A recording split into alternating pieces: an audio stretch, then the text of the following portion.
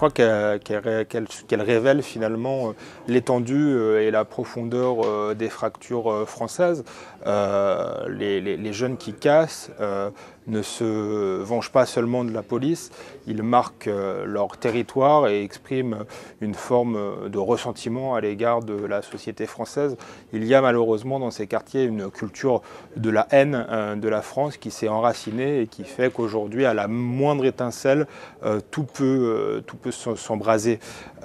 Cette culture du ressentiment, elle est née, je crois, d'un discours antiraciste et d'un discours victimaire qui a fait de ces jeunes des victimes, et en fait, en quelque sorte, ils cherchent à se venger. C'est pourquoi je crois que le fait que Bernard Cazeneuve ait reçu les associations antiracistes est finalement un mauvais signal. C'est entretenir ces jeunes dans leur malaise, et c'est finalement les traiter avec une forme de condescendance, comme s'ils n'étaient pas des citoyens comme les autres.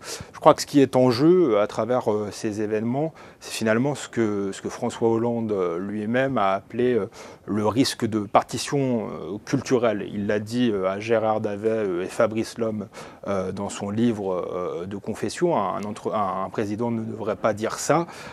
Et effectivement, aujourd'hui, on a une France fracturée, plusieurs France, une France des grandes métropoles qui va bien, qui est connectée à la mondialisation, une France des banlieues dont on a parlé et qui finalement n'a plus du tout les mêmes codes socio-culturels que le reste de la société française, et tend à se communautariser et à faire sécession.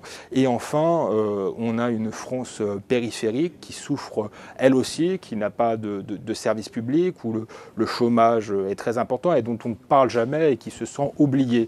Et donc il est probable que au cri de justice pour Théo des manifestants des banlieues, cette France périphérique réponde finalement dans les urnes: on est chez nous.